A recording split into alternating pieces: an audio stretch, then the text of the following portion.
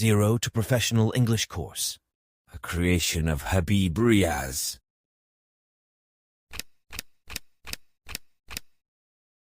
English Text Reading and Understanding Practice, Lesson number 17, A Letter to God, Part 1.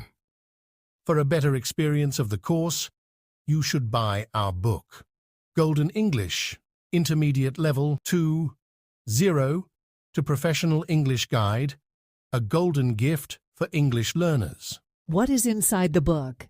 This book is very beneficial for intermediate level students. It contains part of speech, auxiliary verbs or modals, some additional structure of English sentences, 20 stories for Urdu to English practice, direct and indirect, 20 lessons for English text reading and understanding, 35 lessons for English speaking practice, and many more things. I am sure that my book, Golden English, would be a perfect need for English learners, as this will serve as a complete guide to improve their English skills, starting from zero knowledge to advanced levels. Especially translation, English text understanding, and speaking skills, whether starting from zero knowledge to advanced levels. Error is human nature, so if you notice any mistakes in the book, please do not hesitate to inform me. I would be grateful for this act of kindness.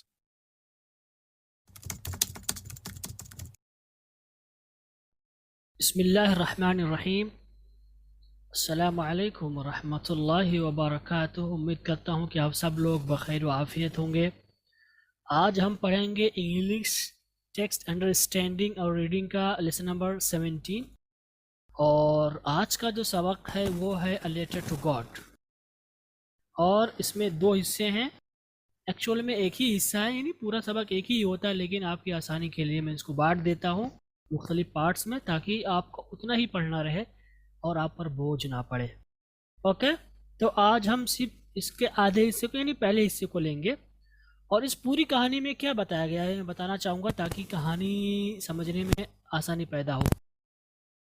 के बारे में है, जो किसान होता है और पहाड़ी इलाके में रहता है, और वहाँ पर अकेले ही इसका घर होता है। बहुत मेहनती होता है, और एक दफ़ा ऐसा होता है कि फसल तैयार हो जाती है और खेती लहलहा रही होती है, किसान बहुत खुश होता है, लेकिन एक चीज़ की कमी महसूस होती है। वो चीज़ ये होती है कि पानी की ज़रूरत होती है, और किसान ख्वाहिश करता है कि पानी हो जाए, कम से कम थोड़ी बहुत ही बारिश हो जाए तो फ़ायदा हो जाए, भला हो जाए। और उसका ख्याल भी यही था कि शायद बारिश होगी, क्योंकि आसमान में ऐसा था, उसे आसार नज़र आ रहे थे, तो ये सोच रहा था कि शायद अब बारिश हो जाए। और हुआ ही ऐसा कि थोड़ी देर बाद यानी अचानक लगी, लेकिन ये बारिश नहीं थी, बल्कि पत्थर बरस रहे थे। चुनांचे शुरू में जब इसने देखा तो काफ़ी खुश हुआ कि चलो माशाल्लाह बारिश हो गई, लेकिन जब बारिश नहीं रुकी और देखते देखते जो है पूरी की पूरी वादी जो है बर्फ़ से ढक गई और फसल तबाह बर्बाद हो गई। किसान घबरा गया, जाके देखा तो उसकी सारी फसल बर्बाद हो गई थी। बहुत ज़्यादा तकलीफ़ में पड़ गया, बहुत ज़्यादा जो है मायूस हो गया। अल्लाह ताला से बोला अब तो हम भूखे मर जाएंगे। अपने बच्चों को बुलाया, उनसे कहा कि देखो फसलें तबाह हो गई, बर्बाद हो गई हैं, अब क्या होगा हमारा, अब तो हम भूखे मरेंगे। सुना चाहिए ये अपने अल्लाह पे भरोसा रखता है, जो जिस भी अल्लाह को मानता रहा हो उन पे भरोसा रखता है, और कहता है कि अल्लाह ताला है हमारा, वही मदद करेगा। सुना चाहिए फिर क्या होता है, ये अचानक इसके ज़हन में ख्याल आता है अल्लाह ताला को ख़त लिखता है। ठीक है, अल्लाह ताला को ख़त लिखता है डायरेक्टली, और ख़त में लिखता है अल्लाह ताला ये परेशानी है, अगर कुछ हो सके तो पैसे भेज दो, एक साल का खर्चा भी निकल जाए उससे। और इसका गुस्सा था अल्लाह पे, इसीलिए इसने जा कर के उस खत को पोस्ट बॉक्स में डाल दिया। और एड्रेस हम लोग लिखते हैं किसी का एड्रेस, तो इसने टू गॉड लिखा, अल्लाह के पास जाएगा ये खत। चुनाचे जब पोस्टमैन गया खत जमा करने, तो इसका भी खत हाथ में आया, तो उसने देखा अरे ये तो एड्रेस अजीब सा है, टू अल्लाह। तो उसने खोल कर देखा और अपने साथियों को भी दिखलाया, तो सब लोग यार हंस रहे थे, यार ये कैसा आदमी है, इसने अल्लाह को लिखा है। लेकिन लोगों ने इस चीज़ को संजीदगी से लिया, बोला कि यार ये तो यार बड़ा ख़तरनाक आदमी है, इस माने में कि ये अल्लाह पे इतना भरोसा रखता है कि ख़त लिख दिया, और इसे यकीन भी है कि पैसा इसे मिलेगा। तो इसके भरोसे को पाने के लिए कि इसका भरोसा ना टूटे अल्लाह पे, जिस भी अल्लाह को मानता है, तो लोगों ने फैसला किया कि हम अपने तनख्वाह में से कुछ पैसे इसको देंगे, ताकि इसका फैसला ना भरोसा अल्लाह पे। थोड़ा थोड़ा जमा किया, लेकिन जितना इसने मांगा था, जो मांगा था 100 नहीं जमा कर पाए, और 70 जमा किया। और फिर लिफाफे में पैक करके इसको, जैसे ख़त हम वापस करते हैं ना, ख़त लिख के जवाब, उन लोगों ने ऐसा किया कि अल्लाह के नाम से इसको ख़त रिटर्न। तो सुबह सुबह दौड़ा दौड़ा आया और डाकिए ने इसको ख़त दिया, इसके हवाले किया। तो इसने खोल कर पैसों को गिना, पैसे छुआ, वो पैसे लेकिन कम थे जितना उसने कहा था। 100 मान लीजिए उसने कहा था, लेकिन 70-80 ही थे। तो ये अल्लाह से शिकायत कर रहा था कि यार ये तो बड़े ख़तरनाक मामला है। फिर उसने अल्लाह को ख़त लिखा दोबारा, और उस ख़त में उसने ये लिखा कि ए अल्लाह, तू भेजना पैसे तो इनके हाथों मत भेजना। इसकी वजह यह है कि ये लोग बहुत बड़े बेईमान हैं, पूरा बेईमान है, ठीक है। इसलिए जब पैसे भेजते हैं, तो ये कहानी है, इसमें बस ऐसे ही बताया गया है कि एक इंसान का भरोसा अल्लाह पे, और फिर जो है उसके साथ ऐसा हुआ, और यहीं पर एक कहानी ख़त्म हो जाती है। तो इसी को हम अंग्रेज़ी में पढ़ेंगे। हमारा मकसद सिर्फ बल्कि अंग्रेज़ी जो सेंसेस हैं उनको समझना है और उनकी रीडिंग अच्छी करनी है, यानी सही तलफ़ुज़ के साथ उनको पढ़ना है। तो चलिए शुरू करते हैं ये सबक। ओके गाइस, तो चलिए शुरू करते हैं अपना लेसन नंबर 17। और सबसे पहले हम तमहीदी कलिमात को पढ़ते हैं। इसमें कह रहे हैं कि बिफोर आप पढ़ें, दे से, वो लोग कहते हैं, फैथ कैन टेंस, कि भरोसा जो है ये पहाड़ों को हिला सकता है, उनको हरकत दे सकता है। तो यहाँ पर आया हुआ है, ये आसान सा जुमला तो नहीं है। यहाँ पर जो दे आया हुआ है, ये मुतलक तौर पर दे का इस्तेमाल हम कब करते हैं? ज़मीर इससे पहले नाउन होना चाहिए प्लूरल, उसके लिए हम इस्तेमाल करते हैं। लेकिन फिर भी यहाँ पर दे आया हुआ, इससे पहले कुछ नहीं है। तो ये अंग्रेज़ी की अपनी ताबीर है, ठीक है। जैसा हम उर्दू में बोलते हैं लोगों का कहना है, तो लोगों का कहना है, आप इसको अंग्रेज़ी में दो तरीके से कह सकते हैं। या तो आप दे से कह सकते हैं, या पीपल से कह सकते हैं। एक तरीका यू से भी बोलते हैं, ठीक है। तो यहाँ पर दे का मतलब लोग, लोगों का कहना है। सो दे से का अगर आप लफ्ज़ी तर्जुमा करेंगे तो होगा लोग कहते हैं, लेकिन अगर आप इसको अच्छे अंदाज में कहें तो कहेंगे लोगों का कहना है, या लोगों का मानना है भी आप कह सकते हैं। कहना चूँकि से आया हुआ है, क्या कहना है? फैथ कैन मूव माउंटेन्स, कि भरोसा, एतमाद, यकीन ये पहाड़ों को हिला सकता है, हरकत में ला सकता है। ओके, आगे कह रहे हैं बट, लेकिन what should we put our faith in. What का मतलब क्या, इनका मतलब में, तो असल में बट इन व्हाट, लेकिन किस चीज़ में, शुड वी पुट हम लोग रखें, आवर फैथ अपना एतमाद, अपना भरोसा, अपना यकीन। तो लफ्ज़ी तर्जुमा होगा कि लेकिन किस चीज़ में हम अपना यकीन रखें। लेकिन जब उर्दू में आएंगे तो बोलेंगे लेकिन किस चीज़ पर हम भरोसा करें, किस चीज़ पर हम यकीन करें, ये माना है। ओके, आगे कह रहे हैं दिस इज द क्वेश्चन, कि यही सवाल है। दिस स्टोरी डेलिकेटली पोजेस, जिस क्वेश्चन को ये कहानी रखती है नज़ाकत के साथ। पोजेस का मतलब होता है रखना, डेलिकेटली का मतलब अच्छे अंदाज में, नज़ाकत के साथ, माहिराना तौर पर, ठीक है। So this is the question, यही सवाल है। दिस स्टोरी डेलिकेटली पोजेस, जिसको ये कहानी रखती है नज़ाकत के साथ, अच्छे अंदाज में। ये आपका लफ्ज़ी तर्जुमा हुआ। लेकिन जब इसको हम उर्दू में लाएंगे तो हम कह सकते हैं कि इस कहानी में अच्छे अंदाज में इसी सवाल के बारे में बात की गई है। ये भी माना निकल कर आ रहा है, यही माना निकल कर आ रहा है, ये भी नहीं, यही माना निकल कर आ रहा है। यानी इस कहानी में माहिराना तौर पर इसी सवाल के बारे में बात की गई है। ये आपका माना हुआ इस जुमले का। लफ्ज़ी तर्जुमा कुछ और होगा जो मैंने कर दिया। ओके, आगे आते हैं, बोलते हैं लेंचो इज़ अ फार्मर। अभी लेंचो के बारे में बता रहे हैं, क्योंकि कहानी जो है, लेंचो एक आदमी का किसान है, उसी के इर्द गिर्द घूमती है ना, तो उसी का तारुफ करा रहे हैं।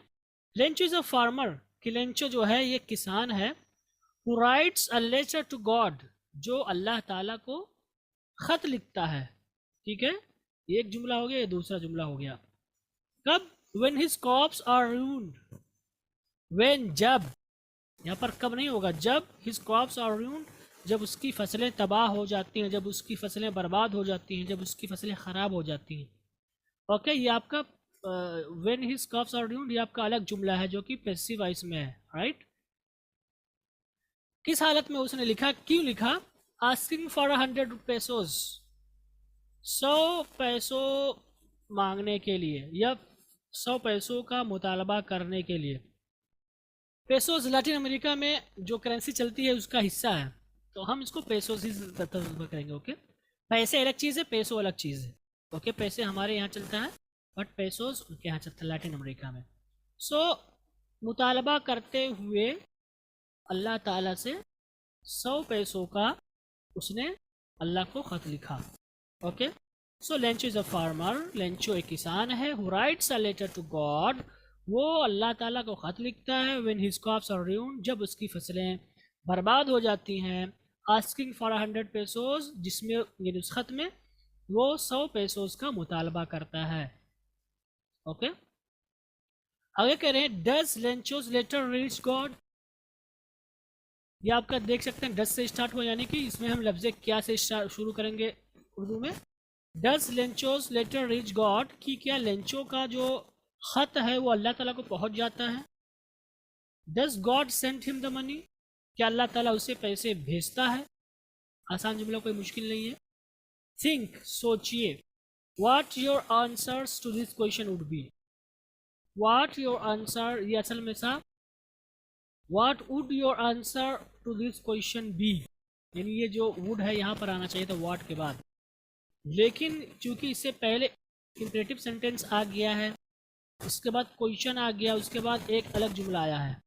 और हमने आपको जब सब एक्स्ट्रा एडिशनल स्ट्रक्चर पढ़ाया था तो वहाँ पर एक स्ट्रक्चर बताया था, any kind of sentence plus question plus any kind of sentence.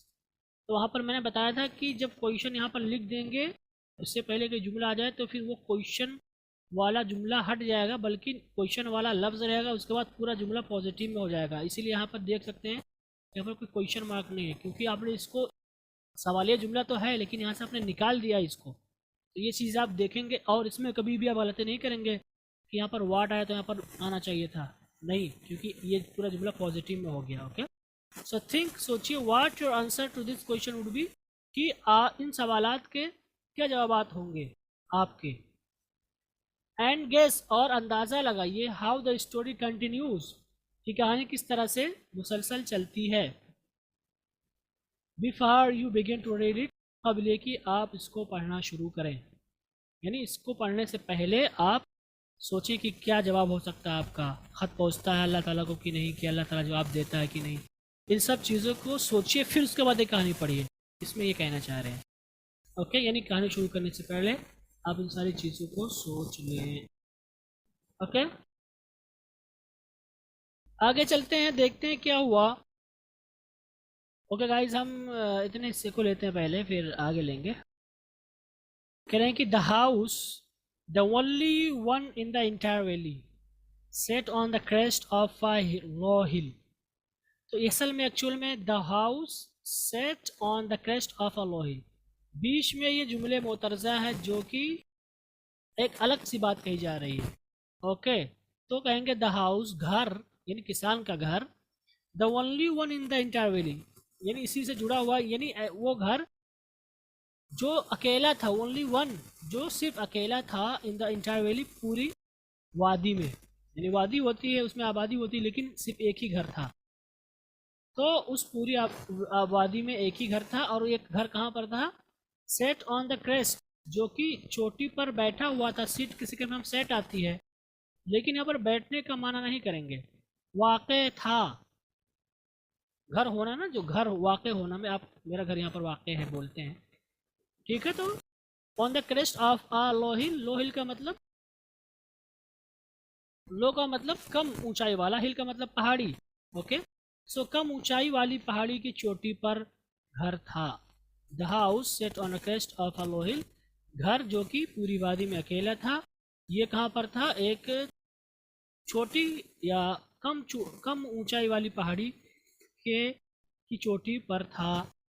Okay, आगे बता रहे फ्रॉम दिस हाइट, इस ऊंचाई से, जहाँ पर ये चोटी थी और जहाँ पर घर वाक़ था, वन कुड सी, एक इंसान देख सकता था। वन का मतलब एक, यानी एक आदमी, यानी कोई भी। वन का मतलब एक आदमी यानी कोई भी के माने पर यहाँ पर, वन को कोई के माने भी इस्तेमाल, एनी कैन भी हो कह सकते हैं आप, यहाँ पर वही माना है। वन कुड सी कि कोई भी देख सकता था क्या, द रिवर, द रिवर नदी को हम लोग रिवर पढ़ देते हैं बट ये रिवर है, रिवर, मुझसे भी गलती हो जाती है चूंकि आदत है मेरी भी। And the field of ripe corn, और क्या देख सकता था, फील्ड खेत को, ऑफ राइप कॉर्न पके हुए फसल। तो राइप का मतलब होता है पकना और फसल का मतलब फसल।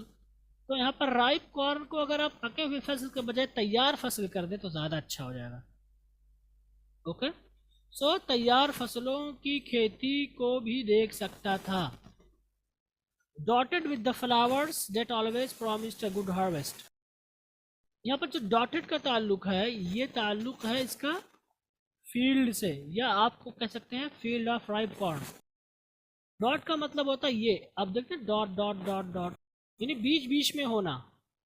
आप यहाँ डॉट डालते हैं फिर यहाँ डालते हैं ना, बीच में जो जगह बनती है तो एक ये डॉट डॉट, उसका मतलब ये है कि डॉटेड विद द फ्लावर्स, यानी जो पके हुए या तैयार जो फसल थी उसमें कहीं कहीं, डॉटेड का मतलब कहीं कहीं थी क्या, विद द फ्लावर्स, फूल। लफ्ज़ी तर्जुमा होगा कि जो फूलों के साथ, यानी पकी हुई फसल या तैयार फसल जो फूलों के साथ डॉट डॉट थी, यानी जिस पकी फसलों के बीच बीच में कहीं कहीं क्या थे, फ्लावर्स, फूल लगे हुए थे, यानी फूल भी खिले हुए थे उसमें। That always promised a good harvest, जिन्होंने हमेशा वादा किया, ठीक है, डेट का यानी फ्लावर्स, डेट ऑलवेज प्रॉमिस्ड, जिन फूलों ने हमेशा वादा किया क्या चीज़ का, अ गुड हार्वेस्ट, एक अच्छी कटाई का। यह आपका लफ्ज़ी तर्जुमा हुआ। लेकिन जब इसको हम अच्छे अंदाज में बोलेंगे तो कहेंगे कि एक इंसान वहाँ से, वहाँ की ऊंचाई से नदी को देख सकता था और उस तैयार फसल को भी देख सकता था जिसमें कहीं कहीं बीच में फूल लगे हुए थे, जिससे ये अंदाज़ा होता था या जिससे यकीन पैदा होता था कि इस साल फसल अच्छी होगी, या जिससे हमेशा इस बात का अंदाज़ा होता था या जिससे हमेशा इस बात का यकीन होता था कि फसल बहुत अच्छी होगी। ठीक, ये माना हुआ। कह कि द ओनली थिंग, सिर्फ एक चीज, द अर्थ नीडेड, जिसे जमीन को जरूरत थी। ये पूरा आपका सब्जेक्ट बन गया एक जुमले के तौर पर। तो सिर्फ एक चीज जिसे जमीन को जरूरत थी वो क्या थी, अ डाउनपोर, एक मूसलाधार बारिश, और या एटलीस्ट कम से कम अशावर, बूंदाबांदी ही, यानी सिर्फ बारिश की जरूरत थी। अब खा बारिश मूसलाधार हो, तेज बारिश हो या बूंदाबांदी हो, लेकिन पानी चाहिए था। ठीक है, क्लियर है। फिर थ्रू आउट द मॉर्निंग, पूरी सुबह, लेंचो हैड डन, ये पूरा है।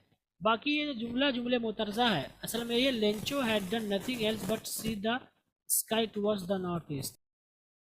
Okay, through out the morning, पूरी सुबह, लेंचो उसकी सिफत बयान कर रहे हैं, who knew his field intimately, जो अपनी खेतियों को दिलो जान से जानता था, यानी जो अपनी खेतियों को दिलो जान से पहचानता था या जिन खेतियों पर वो जान निछावर करता था, वो लेंचो। ठीक है, तो लेंचो जो कि अपनी खेतियों पर जान निछावर करता था, दिलो जान से उनको मानता था, उनको अहमियत देता था। Had done nothing else, had done nothing else, उसने कुछ भी नहीं किया था पूरी सुबह, बट सिवाय इसके कि उसने कुछ नहीं किया था, लेकिन सी द स्काई, वो आसमान को उसने देखा, यानी कि उसने दिन भर कुछ नहीं किया, बट सी द स्काई, लेकिन उसने सिर्फ और सिर्फ कहाँ देखा, आसमान को देखा। कहाँ पर, towards the north east, north east की जानिब। नॉर्थ का मतलब शुमाल और ईस्ट का मतलब, सो नॉर्थ ईस्ट यानी शुमाल मशरिक कह सकते हैं आप, शुमाल मशरिक की जानिब उसने क्या देखा, बस उसने जो है दिन भर क्या किया, सिर्फ आसमान को देखा। ओके, कह रहे हैं कि now we are really going to get some water women, फिर कह रहे हैं नाउ, अब, वी रियली गोइंग, कि हम जा रहे हैं, टू गेट, हासिल करने, सम वाटर, कुछ पानी, वुमेन, औरत, यानी अपनी बीवी को कह रहा है। ओके, सो अगर आप इसका लफ्ज़ी तर्जुमा देखें तो बोलेंगे हम लोग पानी हासिल करने जा रहे हैं जल्द ही। तो यहाँ पर गोइंग का मतलब पाने वाले हैं। ओके, ये जल्दी बारिश होने वाली है।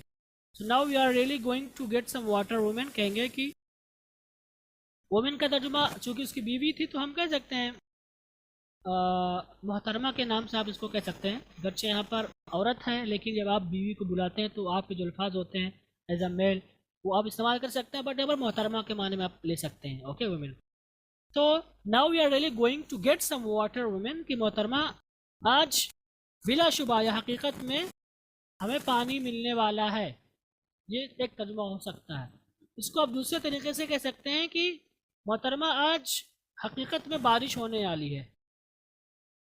बारिश होने वाली ही भी आप कर सकते हैं क्योंकि कॉन्टेक्स्ट को लेके चल रहे हैं आप। बारिश का इंतज़ार कर रहा था तो हमें पानी मिलने वाला है के वजह अगर आप कहते हैं कि बारिश होने वाली है तो चल सकता है।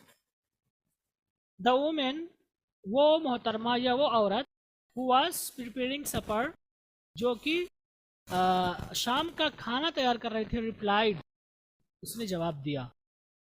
क्लियर है? तो यहाँ पर सपर किसे कहते हैं? यानी मगरिब के टाइम जो यानी आप खाना खाते हैं इशा से पहले उसको सफ़र बोलते हैं। कुछ लोग अब तो सफ़र को यानी अशाइया के माने में ले लेते हैं, डिनर के माने में। डिनर थोड़ा सा हैवी हो जाता है, सफ़र थोड़ा सा हल्का फुल्का होता है। जिसे आप कह सकते हैं कि अगर आप जो आप चाय वगैरह पीते हैं ना वो आप सफ़र के माने में ले लीजिए। ओके, सो द वुमेन, वो औरत, हु वाज प्रिपेयरिंग सफ़र, जो सफ़र यानी उसकी बीवी जो कि फल तैयार कर रही थी, शाम का खाना तैयार कर रही थी, रिप्लाइड, उसने जवाब दिया। क्या जवाब दिया? आगे चलते हैं, देखते हैं।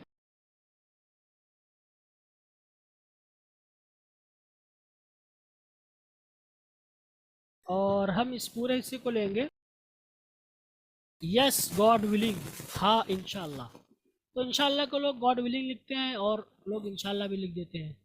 ओके, इनका अपना खुदा था जिसको लोग मानते थे, उन्होंने गॉड विलिंग कहा। हम लोग इंशाल्लाह ही लिखते हैं। Okay, but translation God willing ही आता है इसका। इंशाल्लाह, हाँ इंशाल्लाह। The older boys were working in the field, जो बड़े लड़के थे were working in the field, वो खेत में काम कर रहे थे। आसान है, कोई मुश्किल नहीं है। सब्जेक्ट, हेल्पिंग वर्ब, वर्ब और रिलेटेड टू वर्ब।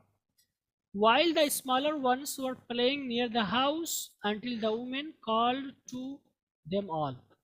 While का मतलब जबकि, the smaller ones, ones का मतलब boys। मैंने बताया था आपको इससे पहले कि ones ये बहुत ज़्यादा आपको मिलेगा। यहाँ पर ones का मतलब क्या है? यानी मौसूफ, boys। ये आपका ओल्डर सिफत है, boys मौसूफ है। तो जब दोबारा उसी चीज़ को हम लिखना चाहें तो मौसूफ सेम हो तो हम वंस लिख देते हैं या वन लिख देते हैं, क्योंकि प्लूरल था इसलिए वंस आया हुआ है। वाइल जबकि द स्मॉलर वंस यानी द स्मॉलर बॉयज, छोटे जो बच्चे थे, घर में कुछ बड़े थे कुछ छोटे थे, तो छोटे बच्चे वर प्लेइंग, वो खेल रहे थे, नियर द हाउस, घर के आसपास, until the women called them all, यहाँ तक कि यानी उस वक्त तक खेल रहे थे। तो यहाँ पर कैसे थे? यहाँ तक कि the women called to them all, इस औरत ने उन सबको बुलाया। उस वक्त तक खेल रहे थे और वो लोग उस वक्त तक काम कर रहे थे खेत में। क्या बुलाया? Come for dinner. तो यहाँ पर कॉल टू देम ऑल यानी उन्हें आवाज़ लगाई भी आप कह सकते हैं।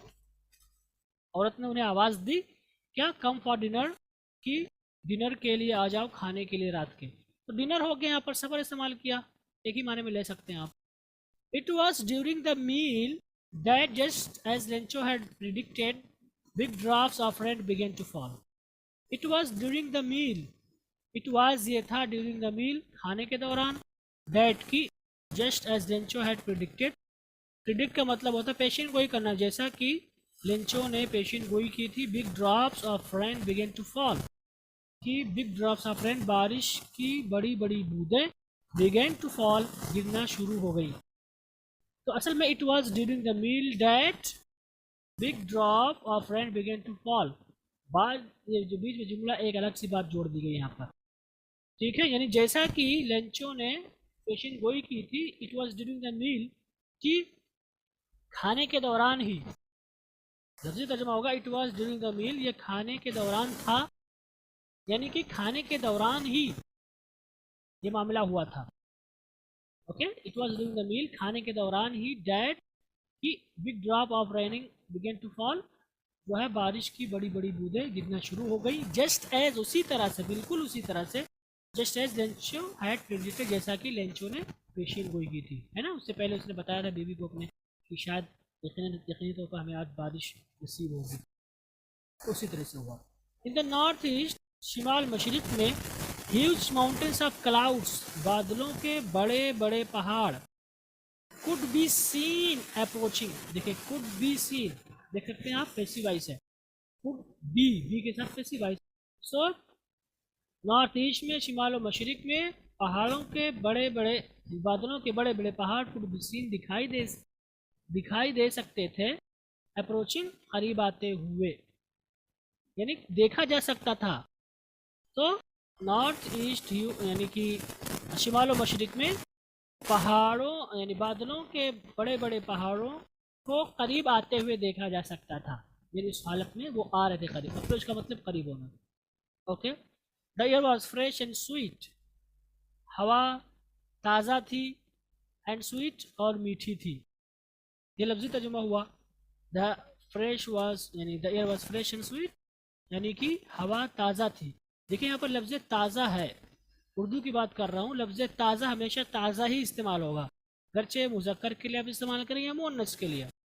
आप कहेंगे ताज़ा मछली, ताज़ी मछली नहीं कहेंगे, बहुत से लोग बोल देते हैं ताज़ी मछली। जैसे लफ्ज़ मुर्दा है, मुर्दा औरत ही बोलेंगे, मुर्दी औरत नहीं बोलते हैं, मुर्दा आदमी ही बोलते हैं, क्योंकि इसमें हा का इस्तेमाल हो रहा है, अलिफ का नहीं। तो इस चीज़ आप ध्यान में रखिएगा। मुझसे भी गलती हुई थी, किसी ने मुझे बताया था, तब मुझे समझ में हाँ सही कह रहा है। तो यहाँ पर ताज़ा हवा बोलेंगे, ताज़ी हवा नहीं बोलेंगे, नहीं इस्तेमाल होता है, ताज़ा हवा ही बोलते हैं। अब हो सकता है कुछ लोग इस्तेमाल करते हो, अलग चीज़ है। ओके, ताज़ी मछली भी बोलते हैं लोग, बट ताज़ा मछली ही इस्तेमाल होना चाहिए। Okay, the air was fresh, हवा ताज़ा थी, एंड स्वीट और मीठी थी। तो आप इसको लफ्ज़ी तर्जुमा इस तरह से कहेंगे, लेकिन आप इसको जो है अच्छे अंदाज में अगर आप कहें तो कहेंगे कि जो है खुशगवार हवा, भीनी भीनी और खुशगवार हवा चल रही थी, भीनी भीनी खुशगवार हवा चल रही थी। आप इसको इस माने में ले सकते हैं कि भीनी भीनी खुशगवार हवा चल रही थी। ओके, इसका तर्जुमा हो सकता है। द मैन वेंट आउट, आदमी बाहर गया, किस लिए? फॉर नो अदर रीज़न, किसी और वजह के लिए नहीं, देन सिवाय इसके, to have the pleasure of feeling, to have the pleasure है, प्लेजर का मतलब खुशी महसूस करना, सुकून महसूस करना। किस चीज़ के लिए? ऑफ फीलिंग द रेन, बारिश को महसूस करने के लिए, ऑन हिज बॉडी, अपने जिस्म पर। So the man went out for no other reason, कि जो आदमी था, जो किसान था, वो बाहर नहीं गया किसी और वजह के लिए, than to have the pleasure of feeling the rain on his body, मगर ये कि इसलिए कि वो अपने जिस्म पर पानी के महसूस होने का जो एहसास है उसको महसूस कर सके, उससे लुत्फ़अंदोज़ हो सके। ठीक है, तो उसको आप कह सकते हैं कि वो आदमी जो है सिर्फ और सिर्फ बाहर इसलिए गया ताकि अपने जिस्म पर गिरते हुए पानी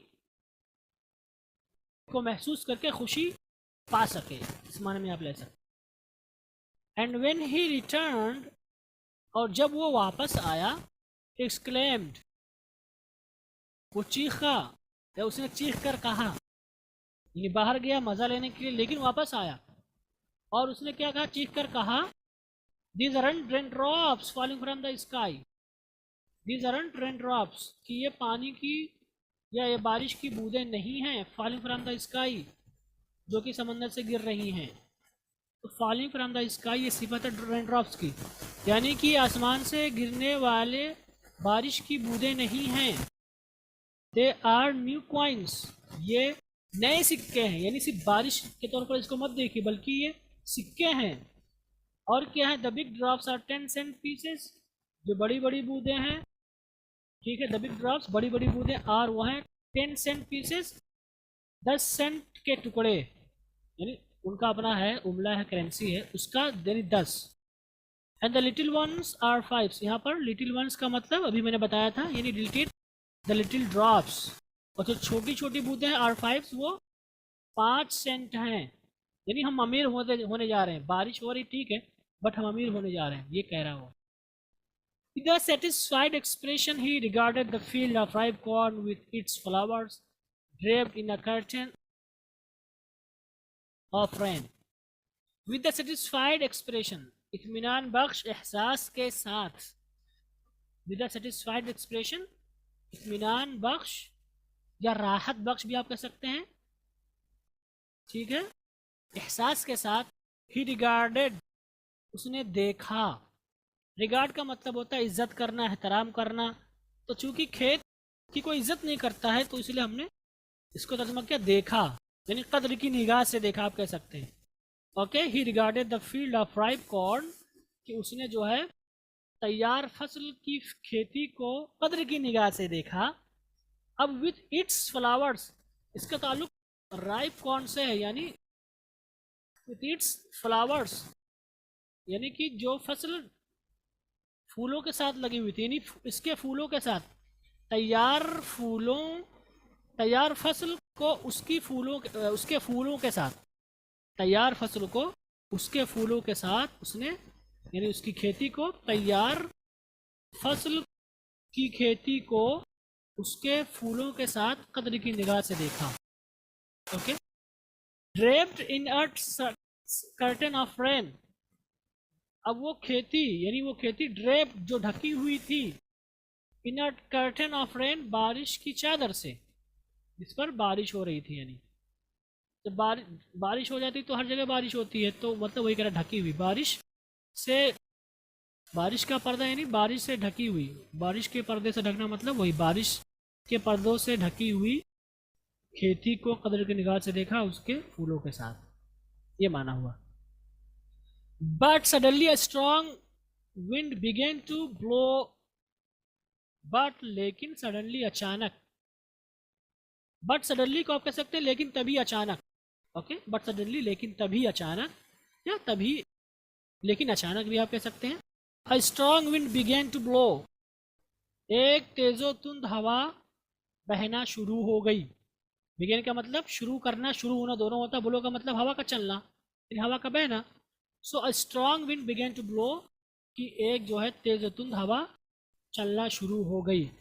and along with the rain, और बारिश के साथ साथ, very large hailstones began to fall, very large, बहुत बड़े बड़े, हेलस्टोन्स, ज़ाला, हेलस्टोन का मतलब जो पत्थर गिरता है ना बारिश के साथ, उसको बोलते हैं, तो हम इसको पत्थर के माने में ले लेंगे। ओके, तो बड़े बड़े पत्थर, यहाँ पर बड़े पत्थर भी आप कह सकते हैं, बट बड़े बड़े पत्थर कर दे तो ज़्यादा अच्छा होगा। बिगेन टू फॉल, गिरना शुरू हो गए। And along with the rain, और बारिश के साथ साथ, very large hailstones began to fall, बड़े बड़े पत्थर गिरना शुरू हो गए। This truly did not resemble new silver coins, these यानी ये जो गिर रहे थे हेलस्टोन्स, दीज ये ट्रूली हकीकत में, डिड रिजेंबल ये मुशाबहत रखते थे, न्यू सिल्वर कॉइन्स, नई चांदी के सिक्कों के साथ। यानी ये इतने बड़े बड़े थे कि ये नई, यानी चांदी के जो सिक्के होते हैं नए नए चमकते होते हैं ना, उसी की तरह दिख रहे थे ये। तो दिस ट्रूली डिड रिजेंबल, कि ये हकीकत में बिलाशुबा मुशाबहत रखते थे, न्यू सिल्वर कॉइन्स, किसकी मुशाबहत रखते थे, नए चांदी के सिक्कों के साथ। यानी ये बिल्कुल जो है चांदी के जो नए सिक्के होते उन्हीं की तरह थे ये पत्थर जो गिर रहे थे। द बॉयज, लड़के, exposing themselves to the rain, expose का मतलब होता है यानी वाज़े करना किसी, यानी कि जो है कोई खुफिया चीज़ हो उसको पर्दाफाश करने के बारे में ले सकते हैं। लेकिन एक्सपोज का मतलब होता है अपने आप को ख़तरे में डालना भी होता है। एक्सपोज का मतलब होता है अपने आप को पेश करना भी होता है, बहुत सारे माने होते हैं। एक्सपोज का मतलब होता है ख़तरे में पड़ना या खुद को कहीं लगाना, खुद को कहीं पेश करना। Okay, so the boys exposing themselves to the rain, तो यहाँ पर एक्सपोज का मतलब बारिश में खुद को डालते हुए, बारिश में खुद को ले जाते हुए। यहाँ पर आईएनजी जो आया हुआ है ये हालत बयान करने के लिए आया हुआ है। असल में the boys ran out to collect the frozen pearls, exposing themselves to the rain ये अलग चीज़ है जो कि हाल बयान करने के लिए है। तो हम इसको पहले लेंगे कि द बॉयज, लड़के, रैन आउट, बाहर गए, किस लिए, to collect the frozen pearls, जमा करने के लिए या बिटोरने के लिए, फ्रोजन पर्ल्स, जमे हुए या जमी हुई मोतियों को। ओके, किस हाल में? Exposing themselves to the rain, खुद को बारिश में डालते हुए। ये लफ्ज़ी तर्जुमा हुआ, खुद को बारिश में पेश करते हुए, यानी खुद को जो है बारिश में भिगोते हुए भी आप कह सकते हैं, खुद को बारिश में भिगाते हुए। Expose themselves to the rain, खुद को बारिश में भिगाना, ये माना लेंगे आप यहाँ पर। तो लड़के खुद को बारिश में भिगाते हुए कहाँ गए? वो बाहर गए जमी हुई मोतियों को बिटोरने के लिए या जमा करने के लिए। ओके, तो ये पूरा तर्जुमा हुआ इन लाइनों का। उम्मीद करता हूँ कि आपके समझ में आया होगा। जो कुछ आपने किया था, अगर उस वक्त नहीं समझ में आया होगा तो अब ज़रूर आपके समझ में आया होगा। ओके गाइस, अब आगे चलते हैं। आगे क्या हुआ? It's really getting bad now, claim the man. It's really getting bad now, it is, ये है रियली, हकीकत में, गेटिंग बैड, बुरा होता हुआ, नाउ अब। It's really getting bad now, explain the man, कि अब मामला गड़बड़ हो रहा है। It's really getting bad now, अब बिलाशुबा यह हकीकत में मामला गड़बड़ हो रहा है। इसका तर्जुमा उर्दू में होगा। एक्सक्लेम द मैन, यानी आदमी ने, किसान ने चिल्लाकर कहा। आई होप, मैं उम्मीद करता हूँ, इट पासेस क्विकली, कि ये जल्दी से गुजर जाता है। ये लफ्ज़ी तर्जुमा हुआ। आई होप, मैं उम्मीद करता हूँ, इट पासेस क्विकली, कि जल्दी से गुजर जाता है। लेकिन जो कॉन्टेक्स्ट चल रहा है, जो कहानी चल रही है, उसको जब हम देखेंगे तो बोलेंगे कि या अल्लाह जल्दी से ये ख़त्म हो जाए, यहाँ से ये गुजर जाए, ये जो हो रहा है ये बंद हो जाए। I hope it passes quickly, या अल्लाह, जब मैं उम्मीद करता हूँ, मैं दुआ करता हूँ कि जल्दी से ये ख़त्म हो जाए। It did not pass quickly, लेकिन मामला क्या हुआ? It did not pass quickly, जल्दी से ख़त्म नहीं हुआ, जल्दी से नहीं गुजरा। इतनी बारिश होती है, फिर बारिश भी चलती रहती है, यहाँ से वहाँ जाती है ना, इस तरह वो उसने यही फीलिंग किया। It did not pass quickly, लेकिन ये तेज़ी के साथ नहीं गुजरी, यानी बारिश। फॉर एन आवर, एक घंटे के लिए, the hail rained on the house, ज़ाला बारी बरसी ऑन द हाउस, घर पर। यहाँ पर लफ्ज़ी तर्जुमा होगा फॉर एन आवर, एक घंटे के लिए, द हेल, जो पत्थर था या जो ज़ाला बारी थी, रेंड, वो बरसी, वो बरसी, ऑन द हाउस, घरों पर, द गार्डन, बागीचों में, द हिल साइड, पहाड़ी इलाकों में, द कॉर्न फील्ड, और फसल वाली। कॉर्न फील्ड का मतलब खेती आप कर सकते हैं, कॉर्न जहाँ पर हो, फसल वाली, ठीक है। और कहाँ पर? ऑन द होल वैली, और पूरी वादी में। ये लफ्ज़ तर्जुमा हो कि बरसी। लेकिन जब हम इसको उर्दू में करेंगे तो कहेंगे कि घंटों तक पूरी वादी में, खेती में, पहाड़ी इलाकों में, बागीचों में और घरों पर ज़ाला बारी होती रही। ज़ाला बारी होती रही, यहाँ पर बारिश होती रही, यानी ज़ाला बारी होती रही कर देंगे, ओके। या पत्थरों की बारिश होती रही। अगर आप पत्थर लाते हैं तो आप कहेंगे कि घंटों तक पत्थरों की बारिश होती रही। आप ज़ाला बारी भी कह सकते हैं, ओके। ज़ाला बारी होती रही, यहाँ पर घरों पर, बागीचे में, पहाड़ी इलाके में, फसल की खेती में और पूरी वादी में। द फील्ड वॉज वाइट, जो खेती थी वो सफ़ेद हो गई थी। As if covered with salt, as if, गोया की, एज इफ़ का मतलब होता है गोया की, कवर्ड, ढक गई हो, यानी खेती ढक गई हो, विद सॉल्ट, नमक के साथ।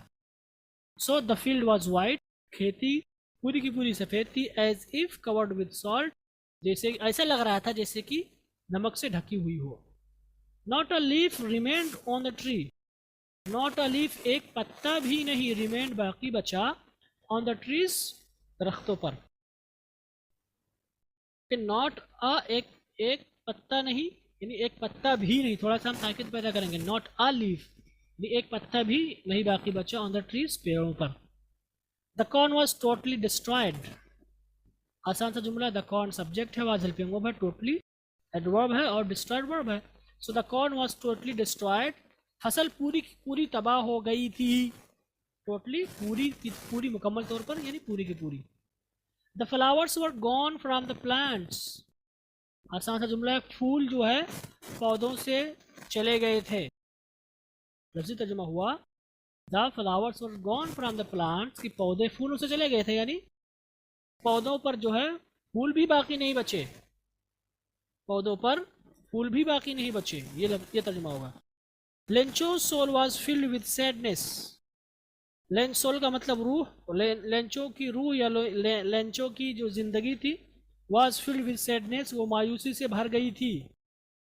ओके, तो इसको आप कह सकते हैं इसके बजाय कि लेंचो की रूह जो है वो मायूसी से भर गई थी, और आप इसको कहें कि लेंचो मुकम्मल तौर पर अंदर से मायूस हो गया था, तो ज़्यादा अच्छा होगा। ओके, व्हेन द स्टॉर्म है पास्ट, जब आधी खत्म हुई, गुजर गई, पास का मतलब गुजरना नहीं, बंद होना, खत्म होना।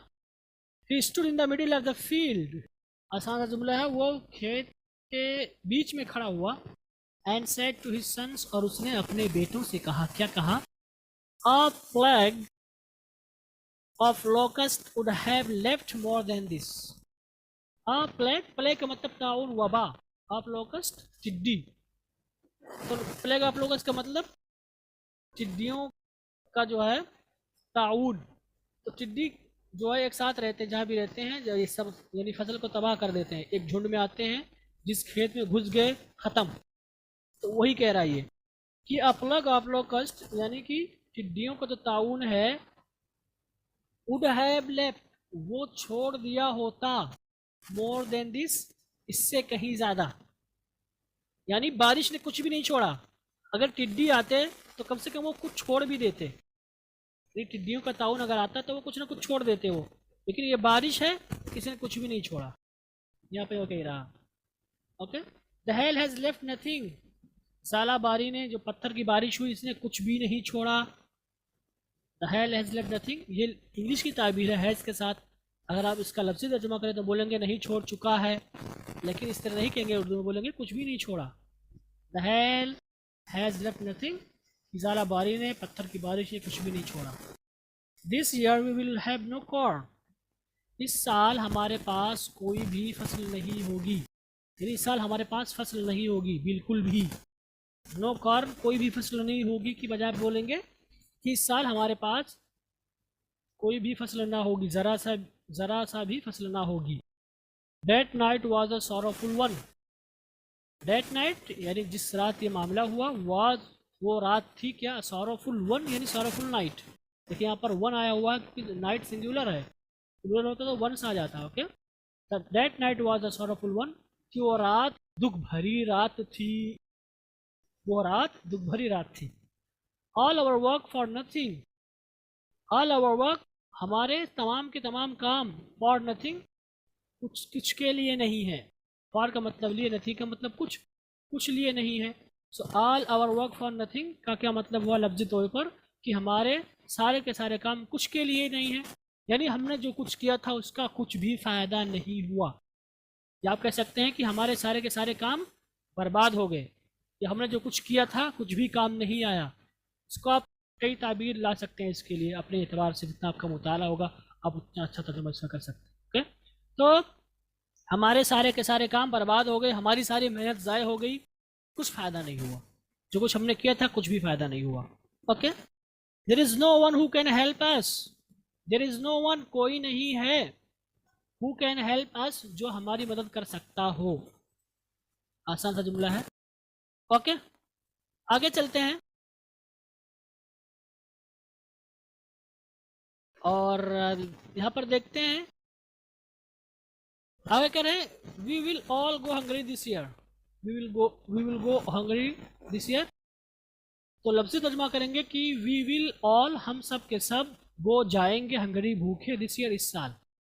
सो गो हंगरी का लफ्ज़ी तर्जुमा होगा भूखे जाना, लेकिन इसमें हम कहेंगे भूखे रहना। Okay, we will all go hungry this year, कि हम इस साल भूखे ही रहेंगे।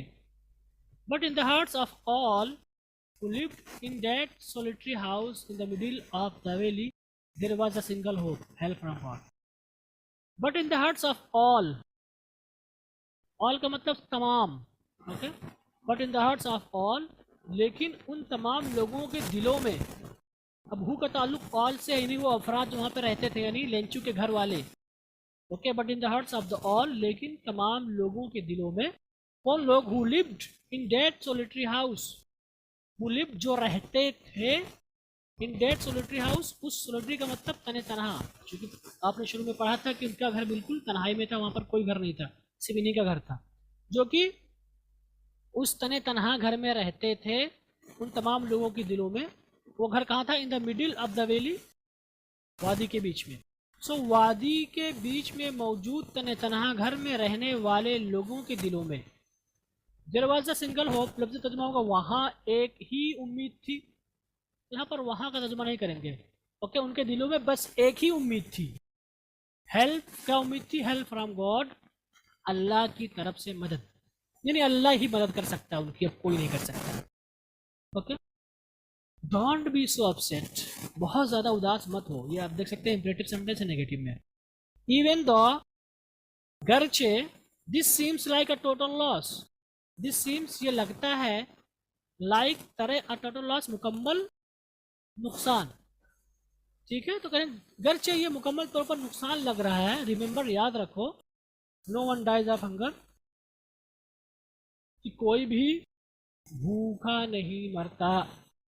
नो वन डाइज, कोई नहीं मरता, ऑफ हंगर, भूख से, यानी कोई भूखा नहीं मरता। आसान है। आगे क्या हुआ? डेट्स व्हाट दे से, डेट इज व्हाट, यही है, व्हाट जो दे से वो कहते हैं। No one dies of hunger, कोई भी भूखा नहीं मरता, ये लफ्ज़ी तर्जुमा हुआ। डेट इज व्हाट दे से, यही वो चीज़ है जिसको वो लोग कहते हैं। No one dies of hunger, कोई भी भूखा नहीं मरता। लेकिन जब आप इसको उर्दू में कहेंगे या तर्जुमे में लाएंगे, अपने अपने अल्फाज में कहेंगे उर्दू में, तो आप कहेंगे कि लोगों का यही कहना है। दैट इज़ व्हाट दे से, लोगों का यही कहना है। क्या कहना है? No one dies of hunger, कि कोई भी भूखा नहीं मरता। ओके गाइस, तो ये है आपका पहला हिस्सा, और यहीं पर आज का सबक ख़त्म हुआ। कल हम पढ़ेंगे इंशाल्लाह इसका दूसरा हिस्सा। उम्मीद करता हूँ कि आपके समझ में आया होगा। और एक बार मैं फिर से कहना चाहूँगा वही बात जो मैं बार बार कहता हूँ, शायद इस उम्मीद में कि आप मेरी बात को समझें, वो यही बात है कि आप पढ़कर आया करें, अल्फाज मानी खुद से लिखें। मैं आपको अल्फाज मानी दे सकता हूँ, लेकिन दो वजूहात की वजह से नहीं दे रहा हूँ। पहली वजह यह है कि मैं चाहता हूँ आप भी खुद मेहनत करें। दूसरी वजह यह है कि मुझे नहीं पता कि अब इस लेसन को बहुत सारे लोग देख रहे होंगे, अब मुझे नहीं पता ना आपको कौन सा लफ्ज़ समझ में आ रहा नहीं आ रहा है। तो जो चीज़ें मैं कर सकता हूँ वो मैं कर रहा हूँ। ये आपकी जिम्मेदारी बनती है कि आप पहले खुद से पढ़ें, उसको हल करें। नहीं समझ में आ रहा तो आप छोड़ के आगे बढ़ें। अगर बहुत टाइम लग रहा है आपका, तो आप जो नहीं समझ में आ रहा कोशिश करें एक बार दो बार, फिर आप छोड़ दें, फिर आप हमारे साथ कर तो रहे ही हैं, तो इससे आपको समझ में आ जाएगा। और फिर जब आप कर लें तो फिर दोबारा एक बार फिर से खुद से करें, और इंशाल्लाह अगर आप हमारी इन बातों पर अमल कर लें तो ये जो 20 सबक हम आपको पढ़ा रहे, इनको पढ़ाने के बाद जब आप खुद से कभी भी पढ़ेंगे तो इंशाल्लाह कभी भी आप मायूस नहीं होंगे, आपको समझ में ज़रूर आएगा। यही कलिमात के साथ आपसे रुखसत होते हैं। इंशाल्लाह हमारी मुलाकात अगले